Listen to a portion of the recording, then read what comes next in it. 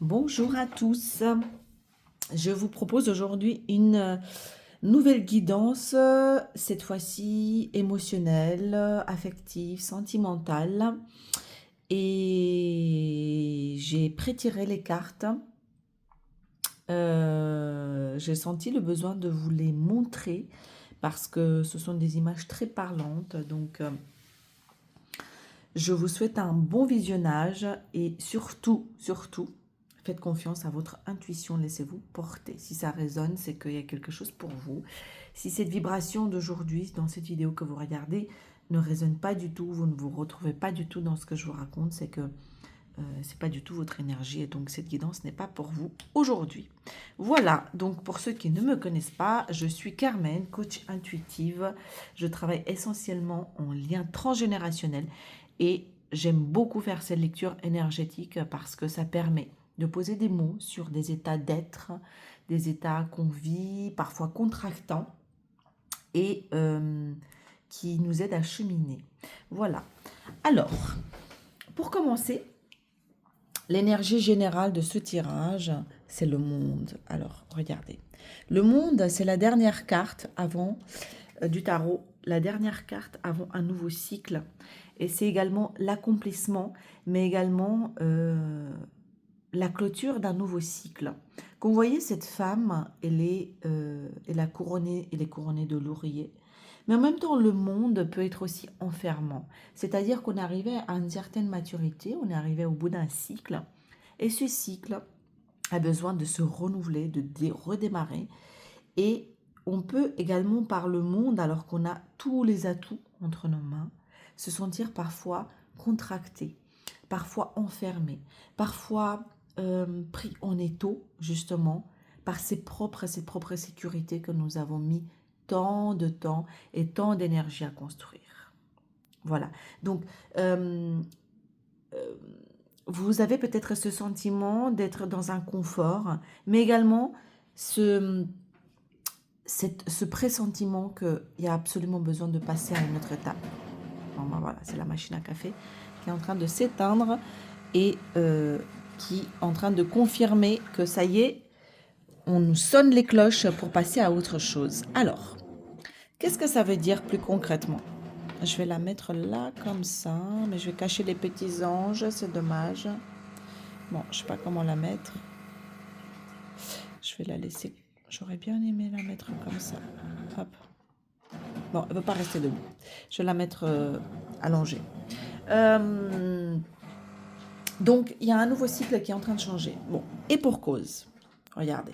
J'ai la gestation, l'ancrage, l'ego, la fidélité, l'argent. Regardez toute cette ligne-là. Donc, c'est bien la preuve qu'il y a une nouvelle énergie qui est en train de se mettre en place. Elle est en gestation, elle est en train de tourner dans votre tête, dans votre cœur, dans votre ventre, j'entends.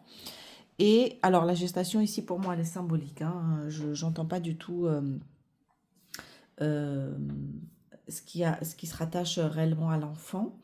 Et il y a une énergie qui a besoin, en fait, de faire le tout, descendre dans votre corps et surtout se réancrer à la terre pour qu'elle arrive à faire tous les chakras. C'est comme une espèce de Kundalini qui a besoin de s'ancrer entièrement, de passer par tous les étages, par tous les chakras pour bien vous traverser, pour enfin poser ce couronnement.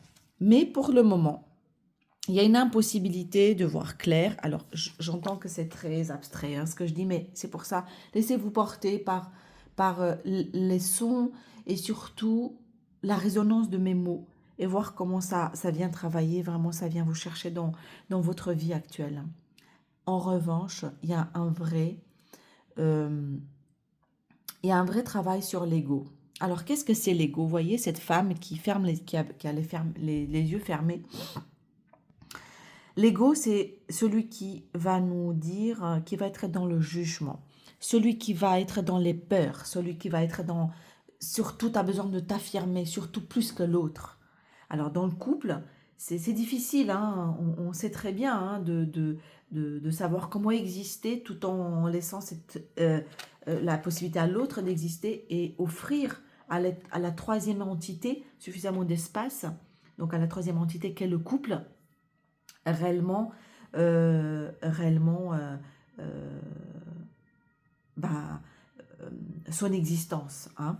Donc, ces peurs, sur quoi on travaille, sur quoi on nous propose de travailler en ce moment, parce qu'il y a un nouveau cycle qui est en train d'avoir lieu, c'est les peurs, les jugements, ces injonctions, tout ce qui est dans la comparaison, tout ce qui est dans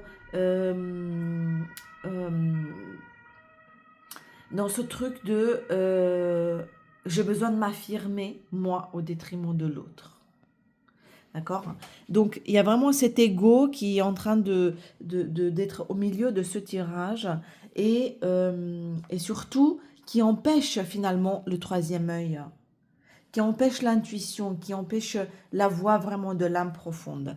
Pourquoi? Derrière, j'ai des cartes vraiment de fidélité et d'abondance. Et on nous dit que uniquement en transcendant cet ego, on va aller accéder à ça. Mais ça, c'est bien présent. Sauf que l'ego nous empêche de les voir. Est-ce que vous vous focalisez en ce moment uniquement peut-être sur des choses qui ne fonctionnent pas, sur des choses négatives? Ça peut être ça aussi. Voilà, avec l'ego. Il y a un vrai travail en fait sur l'ego pour pouvoir passer à un autre niveau, passer à un autre stade soit de la vie de couple, soit pour ceux qui sont en recherche, en questionnement de cette union en fait réelle, cette connexion à l'autre. Alors, qu'est-ce qu'on nous dit avec ce tarot, avec cet oracle? C'est que on a en fait, c'est comme le monde, hein, on a dans cette... regardez, tout ce que cette personne est là entre ses mains, c'est l'abondance. Donc j'ai 3 fois l'abondance, j'ai le monde, l'argent ici, et ici la récolte matérielle. On a toutes les cartes en main, on est dans cet accueil, et tout ça c'est bien présent dans les énergies. Et on nous rassure en nous disant également que la fondation elle est très solide. Ou alors prendre conscience en fait de son ancrage, prendre conscience de ce qui est réellement possible en soi et non pas uniquement focuser sur l'ego. Or, en ce moment, on vit une espèce de contraction, une division. Voilà, ça c'est... Je ne sais pas si ça va vous parler, mais cette image, elle est vraiment très parlante. Il y a une séparation, une division de plein de parties de soi. Donc, du coup, à ressentir également peut-être dans sa vie intime, sa vie émotionnelle, où on se sent un peu tiraillé dans tous les sens. Ok ? Alors, pourquoi il y a besoin d'exprimer des choses et j'entends des choses profondément enfouies. Si ce n'est pas possible, écrivez-le et faites-le part à l'autre. Communiquez-le à vous déjà, mais si vous êtes en couple ou que vous avez besoin de le communiquer à la famille, à tous ceux qui vous sont chers, là où il y a de l'émotionnel, il y a besoin en fait de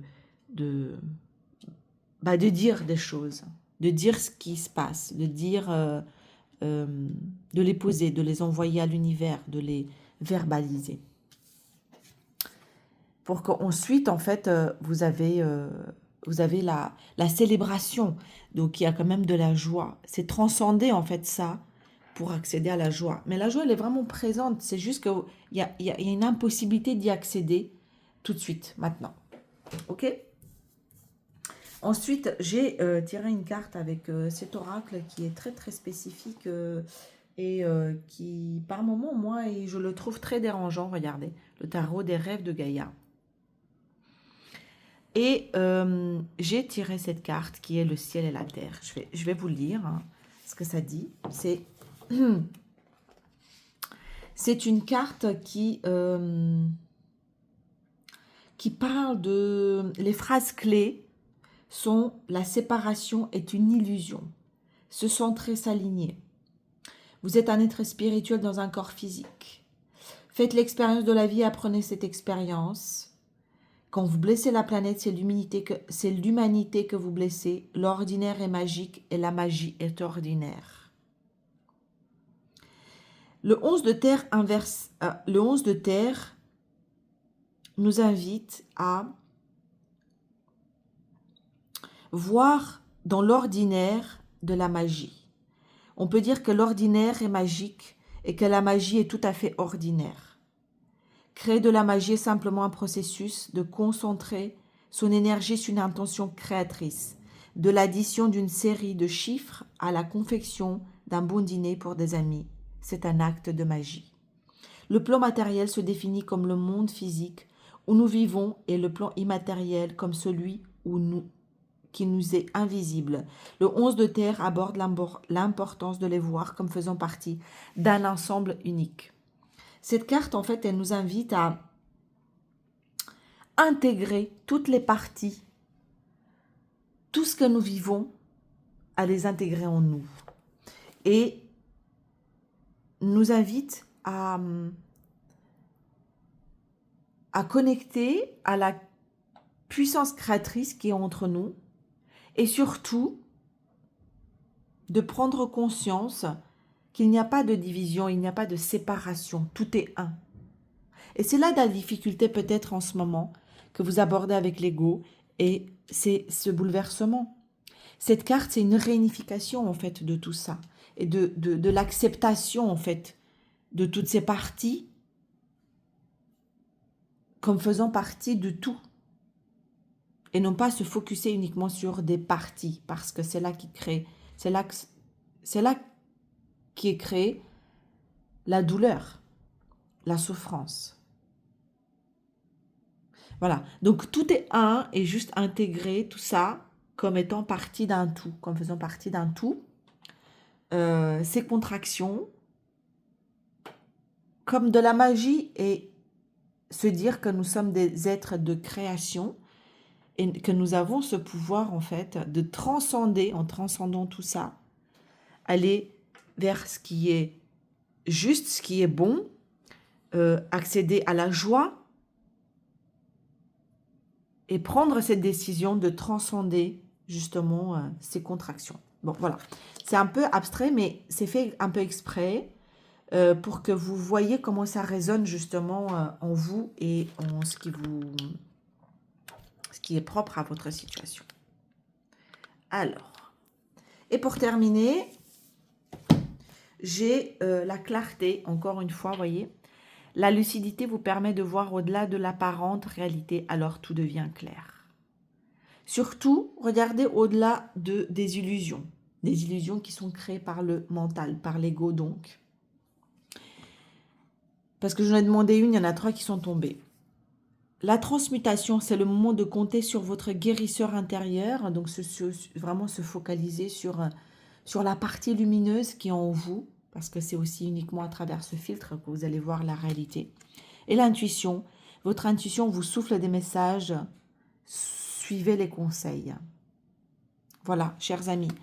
J'espère que, alors c'est une guidance un peu particulière, et je l'ai vraiment intentionnée sentimentale, affective, émotionnelle. Donc, voyez comment ça résonne, mais surtout connectez vraiment à votre partie lumineuse pour voir la vérité et surtout la situation dans son ensemble, sans pour autant être dans l'illusion d'un monde de bisounours.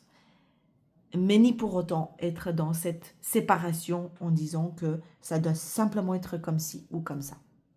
Voyez vraiment le plan dans son ensemble et surtout ancrez-vous, centrez-vous sur ce qui est essentiel et important et qui vous fait du bien dans votre vie.